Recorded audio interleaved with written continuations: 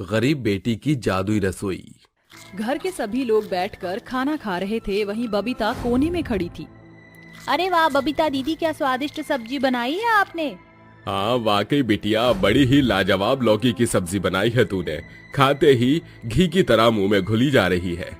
बबीता ने उस रोज वाकई में इतनी अच्छी सब्जी बनाई थी कि छोटू ने पूरी 6 रोटियां खाई और उसके पिता दिनेश ने भी पेट भर कर खाना खाया। आखिर में नतीजा ये निकला कि बबीता के लिए कुछ भी नहीं बचा। आखिर में उस गरीब बेटी को पानी से ही पेट भरना पड़ा। ये कहानी है चंदनपुर गांव में रहने वाली गरीब बबीता के घर की, जहां एक टूटे फूटे घर में दादी हीरामणि, भाई छोटू, बीमार माँ ममता और अपाहिज दिनेश रहता था। एक हादसे में दिनेश के पैर उसे छीन लिए, जिसके बाद अब तक घर का खर्चा ममता ही चला रही थी, जिसकी हालत पिछले 1 हफ्ते से बिगड़ी हुई है। ऐसे में बच गई बबीता, जो असल में घरवालों को काम की झूठी बात बताकर अब तक खुद के जोड़े गुल्लक के पैसे से घर का दाना पानी चला रही थी। मुझे जल्दी से जल्दी कोई ना कोई काम ढूंढना ही होगा, वरना मुझ गरीब के घर की रसोई में दाने दाने का आफत छा जाएगा। अगली सुबह बबीता भरी गर्मी में खाना बनाकर काम की तलाश में निकल पड़ती है, मगर जहाँ कहीं वह काम के लिए जाती, वहाँ से उसे ना सुनने को ही मिलता। कुछ भी समझ में नहीं आ रहा। अगर आज काम नहीं मिला तो कल घर का चूल्हा जलाना मुश्किल हो जाएगा। नहीं, मुझे हर हालत में आज काम ढूंढना होगा। अमीरों के इलाके में आकर बबीता एक बड़े से घर का दरवाजा खटखटाती है। दरवाजा है। मेम साहब, मुझ गरीब को काम दे दीजिए। ठीक है, अंदर आ जाओ। मेनका बबीता को पूरा घर बार दिखाकर उसे काम बताती है। इस पूरे घर की साफ सफाई से डस्टिंग और प्लस में खाना बनाने का 1500 दूंगी। ये सुनकर बबीता फीके मन से कहती है, मगर मालकिन, इतनी महंगाई में 1500 में इतना सब, थोड़े पैसे तो बढ़ा दीजिए। नरेश, अरे मैं कहीं भागी थोड़ी जा रही हूँ। पहले 1 महीने काम करो, काम अच्छा हुआ तो 1500 का 5000 भी कर दूंगी। लालच में आकर बबीता उतने कम पैसों में सफाई, बर्तन और खाना बनाना सब किया करती। जब बबीता रसोई में कदम रखती है तो वह सब कुछ भरपूरी से भरा देखकर कहती है, एक अमीर और गरीब की रसोई में कितना फर्क फासला है। ना एक गरीब सारी जिंदगी हड्डियां गलाकर जो कमाता है, उसे घर का चूल्हा जलने में गंवा देता है। अरे ओ महारानी साहिबा, अकेले में क्या बड़बड़ा रही है?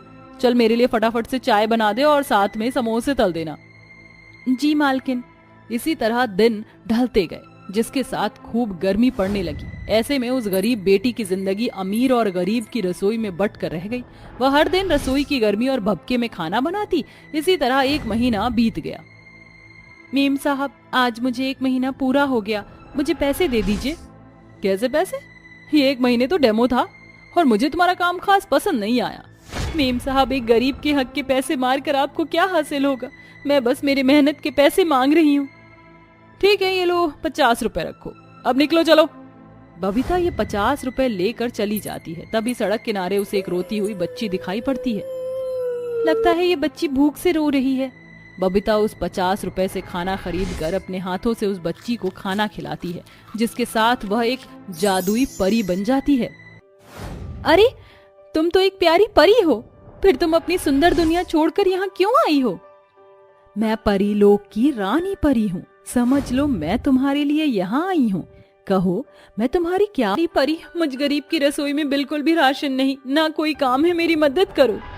ये लो, ये परी लोक का पुष्प रस है, इसे अपनी रसोई में छिड़क देना, फिर तुम्हारी रसोई जिन्नी की जादुई रसोई बन जाएगी।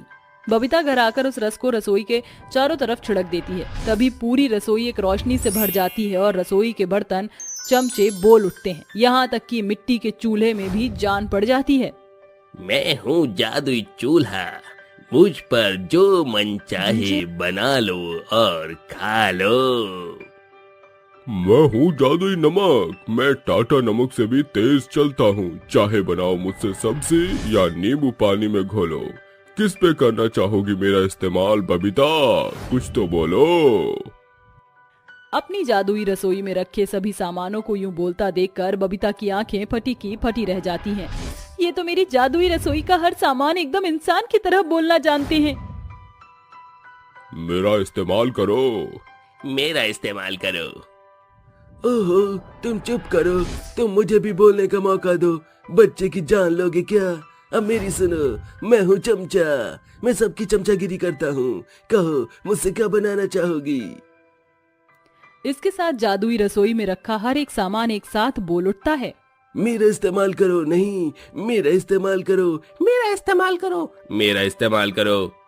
बबीता सबसे पहले जादुई रसोई में हलवा बनाती है, जिसके साथ वह पूरे परिवार के लिए खास उनके मनपसंद का खाना बनाकर उनके साथ बैठकर खाती है। छोटू, ये ले छोले चावल खा। दादी, पिताजी, आपको मालपुए पसंद है, मैंने बनाए हैं। और माँ, अभी आप बीमार हैं इसलिए आपके लिए खिचड़ी। अरे बबीता बेटी, इस गरीबी में इतना सब बनाने की क्या जरूरत थी? अब हम गरीब नहीं रहे माँ, मेरी रसोई जादुई जो हो गई है। जादुई रसोई? हाँ पिताजी। बबीता पूरे परिवार के आगे जादुई रसोई की बात रखती है, जिसके बाद सभी जमकर खाना खाते हैं। ऐसे ही दिन ढलते हैं। बबीता दीदी, मुझे ना चटपटी सी चाट खानी है। बस इतनी सी बात। जब जादुई रसोई है पास तो डरने की क्या है बात। जैसे ही बबीता रसोई में आती है तो रसोई का जादू शुरू हो जाता है। मेरे भाई को चटपटी चाट खानी है।